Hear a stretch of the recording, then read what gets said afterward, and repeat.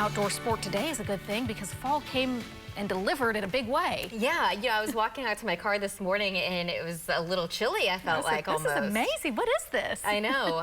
We did have a cold front that came through last night in Oklahoma City. It was just not too far after midnight, but it started obviously in northwest Oklahoma, and as it was starting to make its way in, Marty Logan caught this shot. Yeah, it's a weak haboob, so a big gust front, lots of blowing dust. Just a whole lot of dust moving in. So kind of a wild sight to see there. Visibility is obviously almost zero once you get up to it, but it was definitely coming his way. So that's what we had. And let's go ahead and go to links too.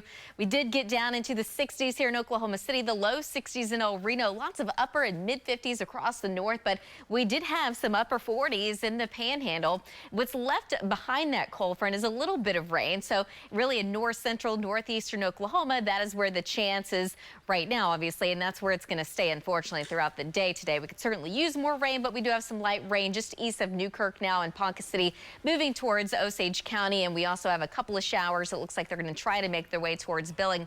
Not picking up a whole lot. Everything that we do have is pretty light, so 0.16 in Medford, 0.18 in Blackwell, and 0.16 in Newkirk as well. So this is the latest drought monitor.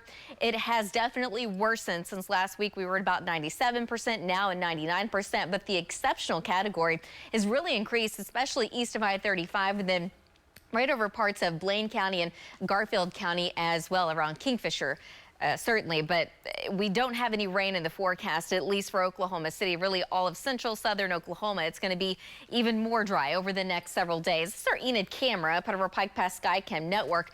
Mostly cloudy skies looking up north at 73 degrees with the northeast wind at 11 miles an hour. You can definitely feel that difference outside. Still holding on to the mid and upper 50s across the northwest, kind of upper 60s, low 70s around the metro. But the farther south you go, it's still a little hot. Highs in the upper 80s and low 90s, even some mid 90s showing up. But the cold front has made a huge difference in parts of the state, especially across the north. We're about 40 degrees below where we were this time yesterday in that part of the state. Anywhere between about 20 to 25 degrees below where we were yesterday in the metro, and then of course still trying to get to some of that cooler air in southeast Oklahoma. But we've got that northeast wind between 10 to 20 miles an hour, so it definitely feels a little bit more like fall outside. A lot of the rain to the north kind of winding down as it pushes off to the north and east. So outside of that, things are going to be pretty quiet for the next couple of days. It's going to get pretty warm, but as we get into this weekend, we're actually going to have another boundary move through that could bring a slight chance of rain, but it's not going to have a huge impact on temperatures, at least for Sunday.